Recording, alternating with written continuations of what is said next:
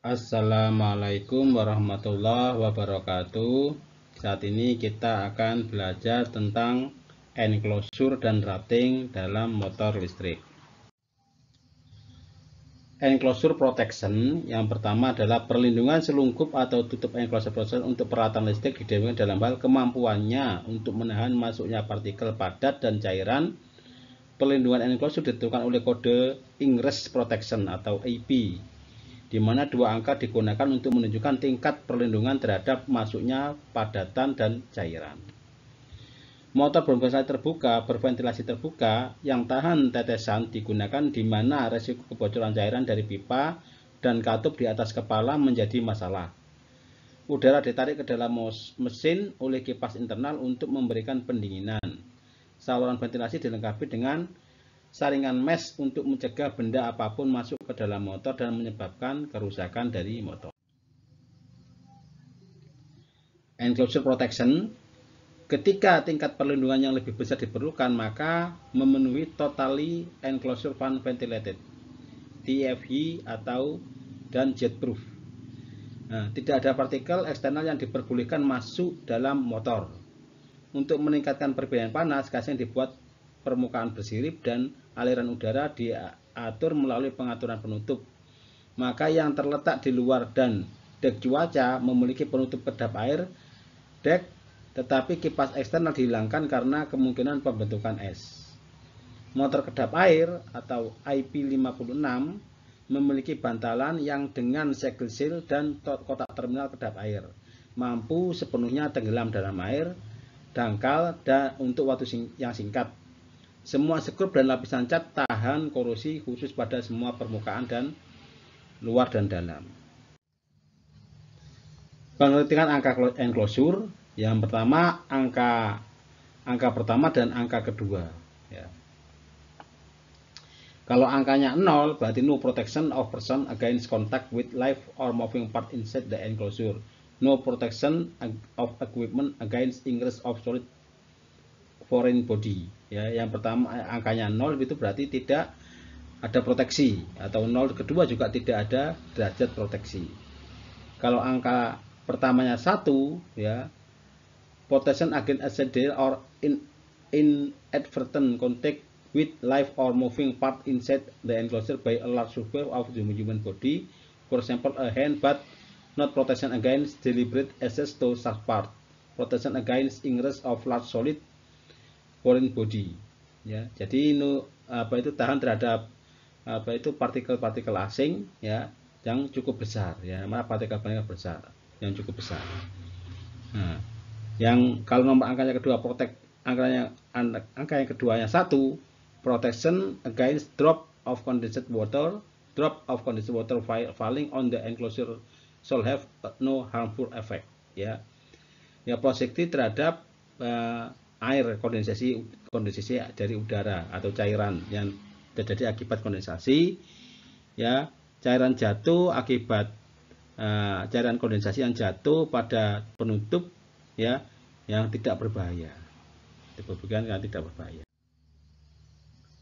Untuk selanjutnya untuk 2, 3, 4, ya ini ya dapat dijelaskan ini. Kalau untuk yang kedua, ya, proteksi kontak untuk partikel-partikel, ya, yang bergerak di dalam enclosure oleh jari, ya, fingers.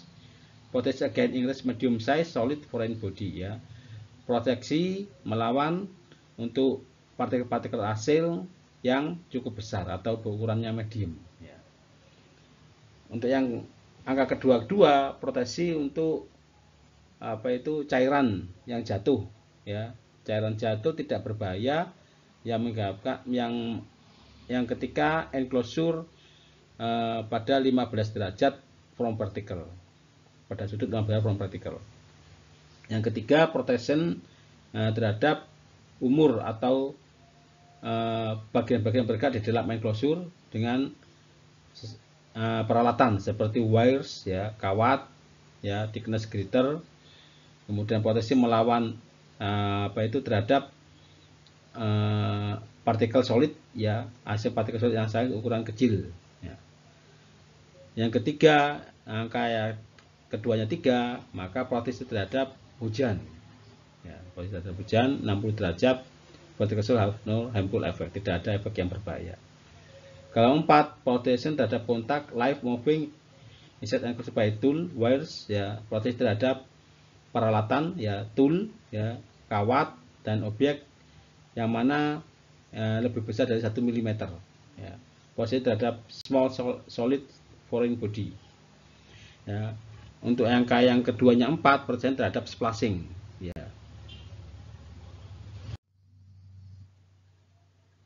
Ya, untuk pengertian angka closure protection, ya, untuk kalau angkanya pertama 5 dan angka yang kedua 6, angka yang pertama 5 dan 6 ditunjukkan oleh tabel ini, ya.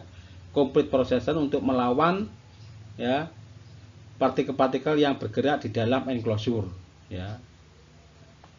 Kemudian untuk yang angka pertama 6, complete processor again, ya, proteksi terhadap partikel bergerak di dalam enclosure dan debu.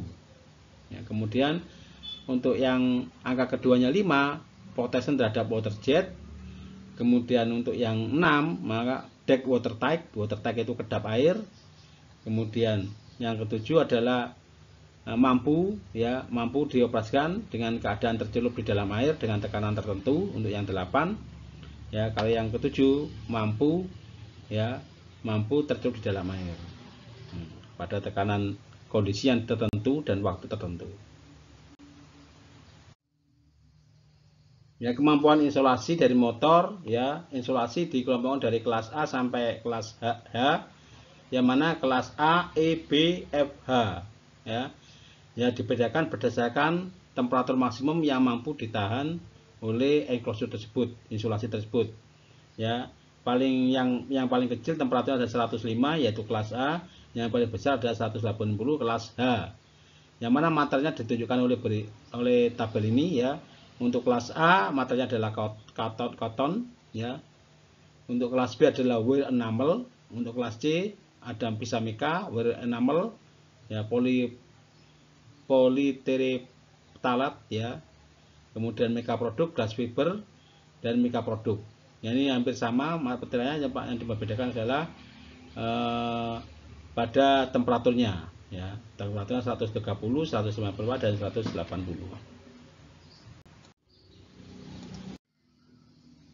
Rating motor yaitu mengubah energi listrik yang diambil dari satu daya listrik menjadi energi mekanik. Putaran pada poros motor, kehilangan daya terjadi selama konversi energi yang menghasilkan produksi panas dari motor. Rugi-rugi meningkat ketika beban pada motor meningkat karena motor mengambil lebih banyak arus dari supply. Umur bahan isolasi yang digunakan pada belitan motor tergantung pada suhu pengoperasiannya. Bahan isolasi dipilih untuk praktek marine use dijaga pada suhu sekitar 45 derajat Celcius. Masa pakai memadai untuk isolasi berdasarkan pada asumsi bahwa batas suhu maksimum tidak terlampaui. Motor nameplate yang pertama adalah nameplate full load current. Ini adalah arus maksimum yang dapat terus-menerus diambil motor dari supply tanpa melebihi batas suhu untuk bahan isolasi yang digunakan. Kemudian rate voltage, ya, tegangan rating. Motor telah dinyatakan beroperasi dengan sukses ketika dihubungkan ke nilai tegangan supply ini. Jika tegangan rating tidak diterapkan, panas berlebih, macet, dan terbakar dapat terjadi. Rate frekuensi. Kecepatan motor secara langsung dipengaruhi oleh frekuensi supply, begitu juga kerugian motor. Jika motor dioperasikan di luar frekuensi rating, panas berlebih dapat terjadi.